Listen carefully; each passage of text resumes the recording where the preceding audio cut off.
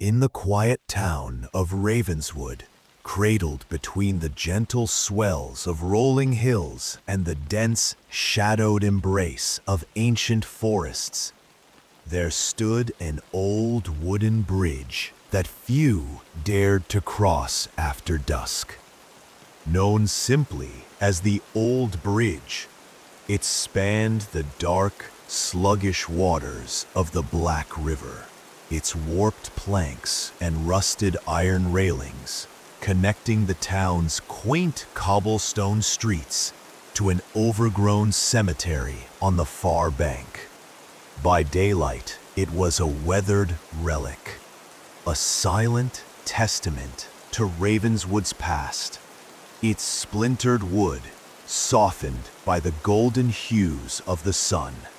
But when night fell, it transformed into something sinister, a liminal space where whispers lingered, shadows danced, and secrets clung to the damp air like a shroud of mist.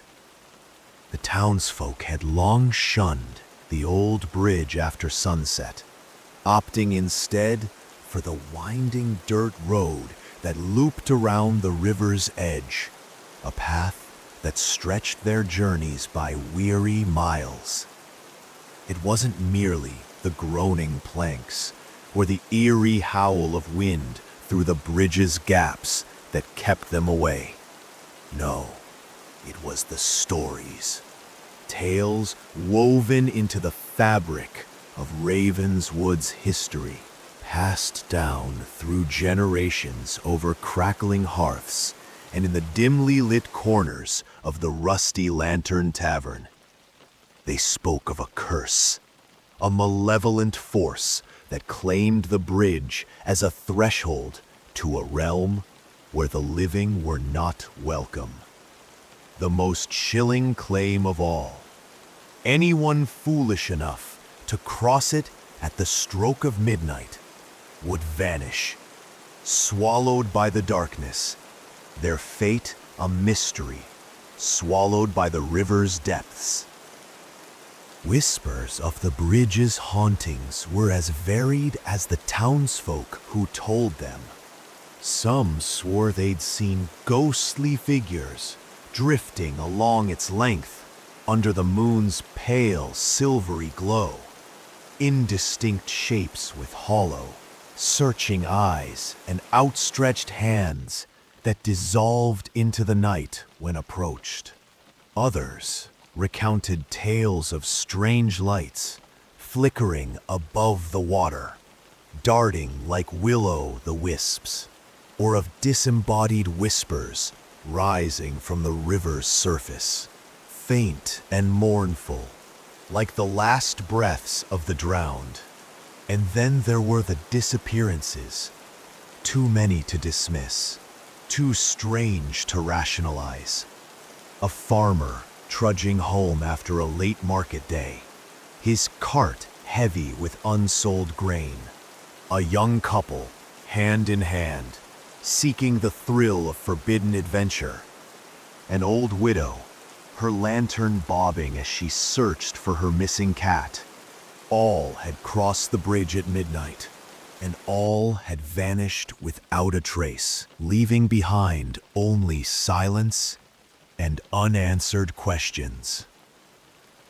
To most, these were mere folklore, cautionary tales spun to keep children from straying too far or to amuse travelers passing through Ravenswood's sleepy streets.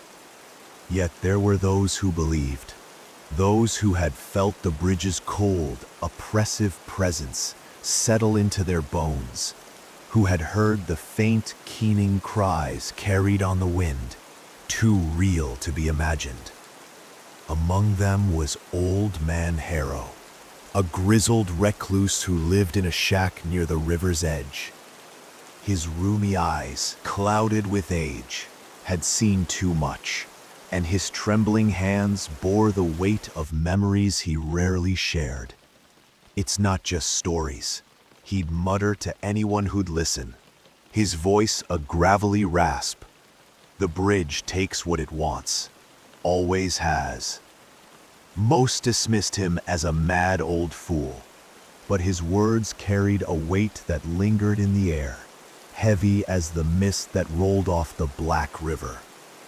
Into this town of whispered legends and quiet streets came Alex Carter, a newcomer whose arrival stirred the stillness of Ravenswood like a pebble dropped into a stagnant pond. Alex was a college student in his early 20s, drawn to the small university on the town's outskirts to study history. Tall and wiry, with sharp green eyes that missed little, and a mop of dark hair that perpetually fell across his brow. He cut a striking figure against the muted backdrop of Ravenswood's gray stone buildings. He was a rational man, a skeptic, forged in the crucible of a bustling city where ghost stories were laughed off as relics of a less enlightened age.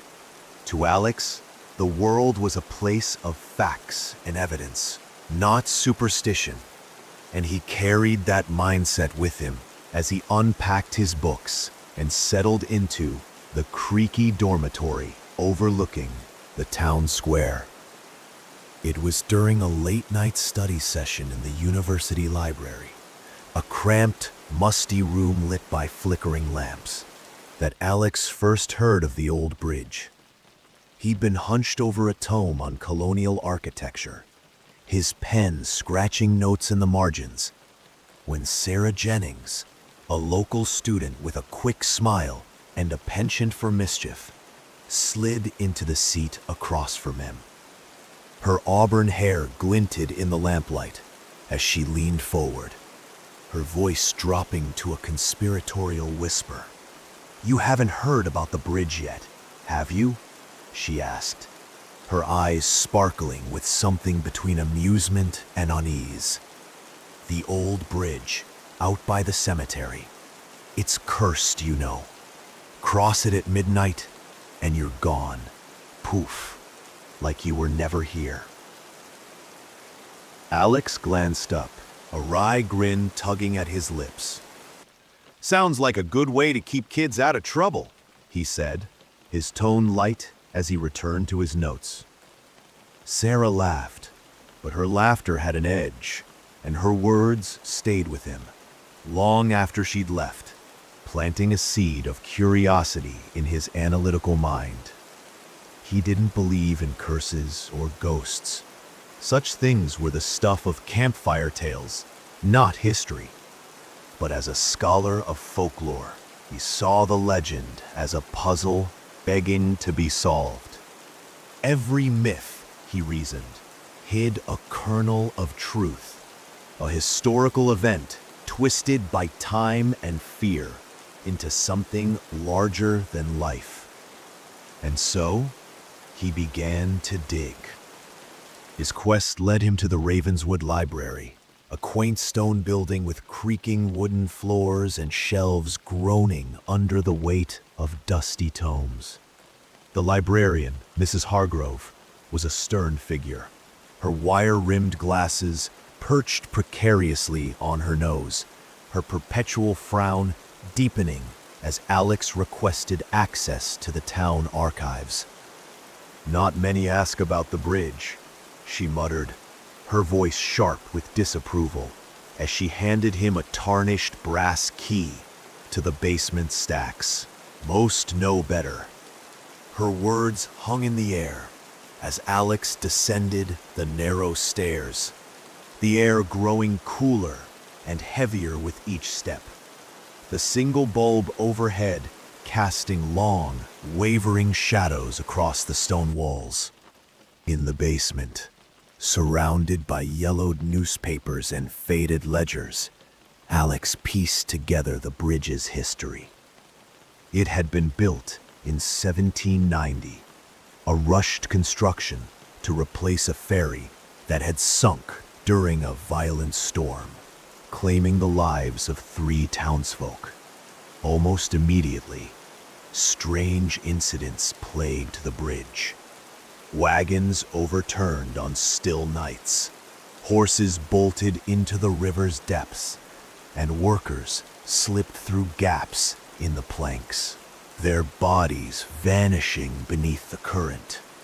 Reports of shadowy figures pacing the bridge at night followed, their forms dissolving into mist when approached, as though the river itself exhaled them into being.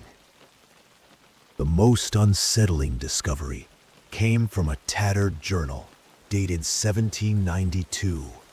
Its leather cover cracked and its pages brittle with age.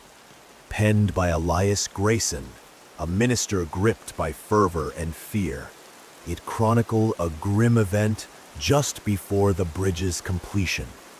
During a wave of paranoia that swept the region, 5 townsfolk, Mary Hale, Thomas Reed, Eliza Kane, John Barrow, and Abigail Wells, were accused of witchcraft. Bound with coarse ropes and tied to heavy stones, they were cast into the Black River as punishment, their cries swallowed by the water. Their bodies were never recovered, and soon after, whispers of a curse began to spread. Grayson's entries grew increasingly erratic, his handwriting trembling as he wrote of restless spirits and a darkness that clings to the bridge like a living thing, a force he believed was born of the town's guilt. Alex leaned back in the rickety chair, rubbing his tired eyes. The story was compelling, a dark chapter of Ravenswood's past, but it wasn't proof of anything supernatural. The disappearances could be accidents, drunkards stumbling into the river, travelers lost in the dense woods beyond the cemetery. The sightings? Optical illusions, or imaginations inflamed by guilt over a brutal injustice. Yet the tale gnawed at him, its threads tangling with his curiosity until he couldn't let it go.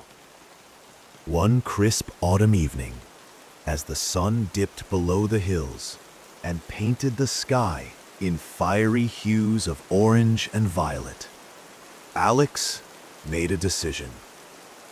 He would cross the old bridge at midnight, not because he believed the legend, but because he didn't.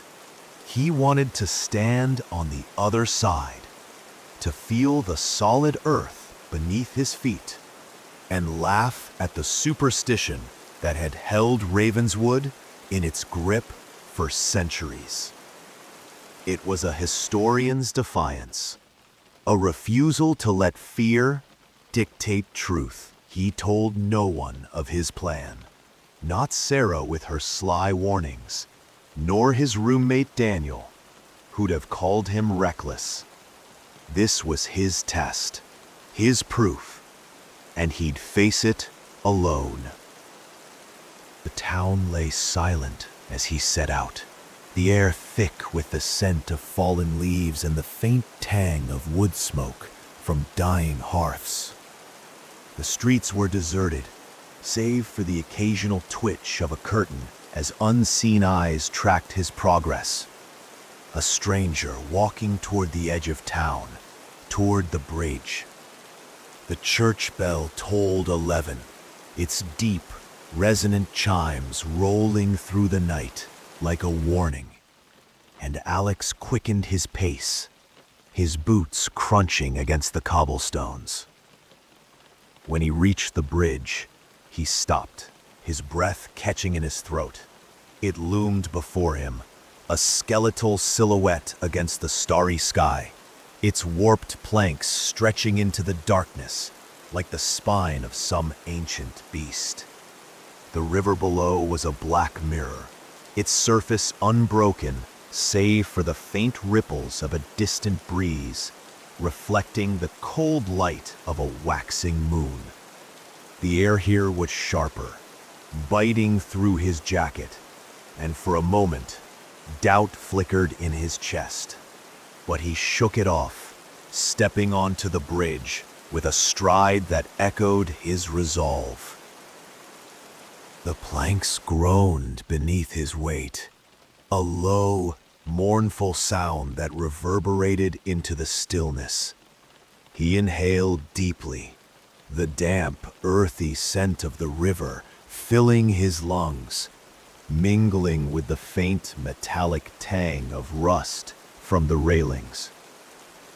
The bridge seemed longer than it had from the shore, its far end veiled in a thin, curling mist that obscured the cemetery's crooked tombstones.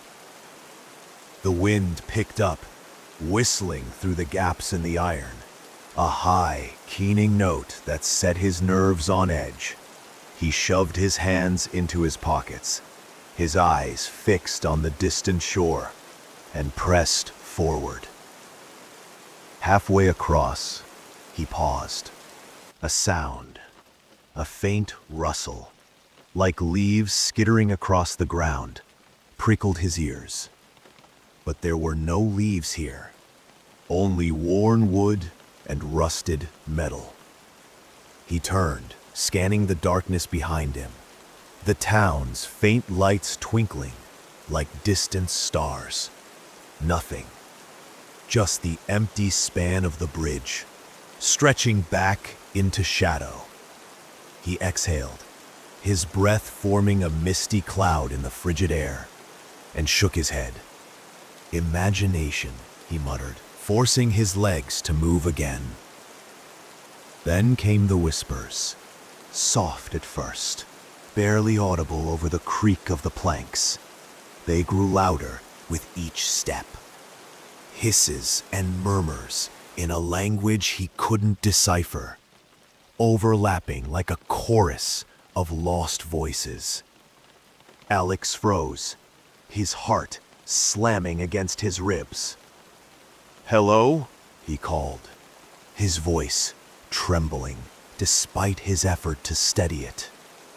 No answer, only the whispers, swirling around him, pressing against his ears like a tide. He turned, searching the darkness, but the bridge remained empty, the mist thickening at its edges.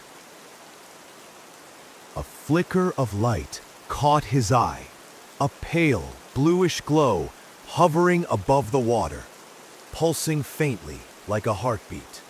He blinked and it vanished, leaving only the black expanse of the river. His pulse raced, a cold sweat breaking across his brow, but he forced himself forward, the end of the bridge now tantalizingly close. The whispers intensified, weaving into a low, mournful wail that sent shivers racing down his spine, a sound that seemed to rise from the very wood beneath his feet. And then he saw them. 5 shadowy figures emerged from the mist at the bridge's far end, their forms indistinct, edges blurred and shifting as though carved from smoke. They moved toward him, slow and deliberate, their presence a weight that pressed against his chest. With each step, they grew clearer. Tattered cloaks hanging from skeletal frames, hollow faces etched with torment, hands reaching out as if to pull him into their embrace. Alex's legs turned to lead, rooting him to the spot. He wanted to run, to scream, but his body betrayed him, trapped by a terror he couldn't name. The figures drew closer, their whispers now a cacophony of anguish and rage, words he couldn't grasp, but felt in his bones. Their cold breath brushed his face, a chill that seeped through his skin, and their icy fingers grazed his arms, tugging at his jacket. Panic surged, a primal instinct breaking through his paralysis. With a desperate boast of energy, he tore free, sprinting toward the end of the bridge, the cemetery's jagged silhouettes looming ahead. The figures pursued, their wails rising into a deafening shriek that clawed at his mind, their hands grasping at the air, inches behind him. He reached the edge, his boots skidding on the damp wood, and a hand clamped onto his shoulder, its grip like ice piercing through his jacket. Alex screamed, the sound raw and guttural, but it was swallowed by the darkness, lost to the night. When he opened his eyes, he was back at the beginning of the bridge. The church bell tolled midnight, its chimes reverberating through the still air, each note a hammer against his skull. Confusion flooded his mind. Had he imagined it? Had he fainted and stumbled back? But the mist curled around the railings, the same mist, thick and unyielding, and he knew he was trapped. He tried to step off the bridge, to retreat to the safety of the town, but an invisible force yanked him forward, compelling him to walk. The whispers returned, louder, more insistent, and the figures reappeared, their forms more solid, their faces twisted in torment, eyes sunken, mouths gaping in silent screams. Each crossing became a nightmare, a descent into terror that gnawed at his sanity. The second time, they clawed at his clothes, skeletal hands tearing at his jacket, leaving ragged strips dangling from his shoulders. The third, they pressed closer, their cold flesh brushing his, their wails deafening in his ears, a sound that drowned out his own ragged breaths. By the fifth crossing, Alex was trembling, his mind fraying, the loop stretching endlessly before him. The bridge seemed to grow longer with each pass, the river below a gaping maw, its black waters whispering his name. But during the sixth crossing, something shifted. One figure stepped forward, its face clearer than the others. A woman with sunken eyes and a mournful expression, her hair a tangle of shadows. Her voice cut through the chaos, soft yet piercing, like a blade through silk. "You must remember," she said, her gaze locking onto his. "Remember the truth." Alex staggered back, his breath ragged, his chest heaving. "What truth?" he gasped, his voice a broken thread. She didn't answer, only stared, her eyes boring into him with a weight that pinned him in place. Then it struck him. The journal, the witches, the drowning. These were their spirits, the 5 accused, bound to the bridge by an injustice centuries old, their souls restless, unavenged, crying out for recognition. "I'll remember," he said, his voice steadying, rising above the whispers. "I'll tell your story. I swear it." The figures paused, their wails softening into sighs, a sound like the wind settling after a storm. Slowly, they began to fade, their forms dissolving into the mist, their hands falling limp. The air warmed, the oppressive weight lifted. and the bridge fell silent.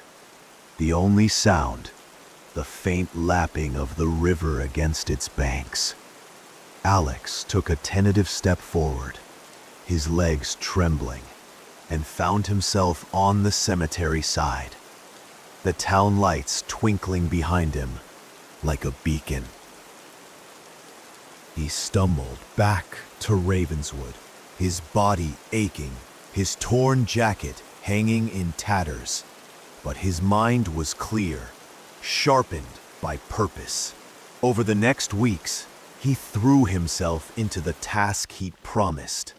He returned to the library, ignoring Mrs. Hargrove's disapproving glare, and unearthed more records, court documents, faded testimonies, and scraps of letters detailing the lives of Mary Hale, a herbalist, Thomas Reed, a blacksmith, Eliza Kane, a seamstress, John Barrow, a farmer, and Abigail Wells, a midwife.